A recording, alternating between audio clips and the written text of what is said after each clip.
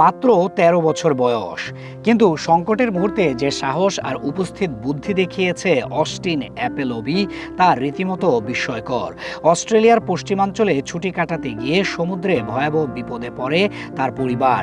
উত্তাল ঢেউ আর তীব্র বাতাসে মা ও দুই ভাই বোন যখন গভীর সমুদ্রে ভেসে যাচ্ছিল, তখন নিজের জীবন ঝুঁকিতে ফেলে অস্টিন একাই তীরে ফিরে সাহায্য আনার চেষ্টা করে।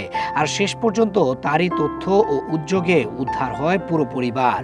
ঘটনাটি ঘটে পার্থ শহর থেকে প্রায় ২০০ কিলোমিটার দক্ষিণের কুইন্ডালু এলাকায় জিওগ্রাফ বে অঞ্চলে।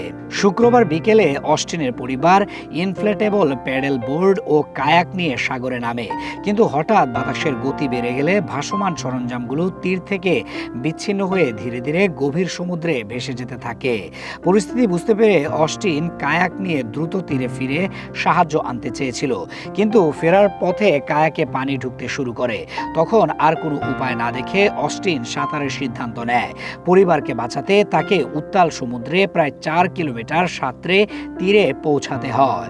শুরুতে লাইফ জ্যাকেট পরা থাকলেও সাঁতার সহজ করতে প্রায় ২ ঘন্টা পর সেটি খুলে ফেলে সে। ভয়, ক্লান্তি আর ঢেউয়ের চাপ সামলে প্রায় ৪ ঘন্টা লড়াই করে অস্টিন শেষ পর্যন্ত তীরে পৌঁছায়। তীরে উঠেই ক্লান্তিতে সে প্রায় লুটিয়ে পড়েছিল, কিন্তু তখনও তার মাথায় একটি চিন্তা, মা আর ভাই বোনদের বাঁচাতে হবে। নিজেকে সামলে উঠে সে আরও প্রায় ২ কিলোমিটার দৌড়ে গিয়ে জরুরি নাম্বারে ফোন করে উদ্ধারকারীদের খবর দেয়। রাত ৮:৩০টার দিকে হেলিকপ্টারের সহায়তায় তাদের উদ্ধার করা হয়। উদ্ধারকারীরা জানিয়েছেন, অস্টিন যে সাহস দেখিয়েছে এবং যে নির্ভুল তথ্য দিয়েছে তা না থাকলে এত দ্রুত পরিবারকে খুঁজে পাওয়া ও উদ্ধার করা কঠিন হয়ে পড়ত। এই ঘটনা দেখিয়ে দিল বয়স কম হলেও দায়িত্ববোধ আর মানসিক শক্তি কতটা বড় হতে পারে।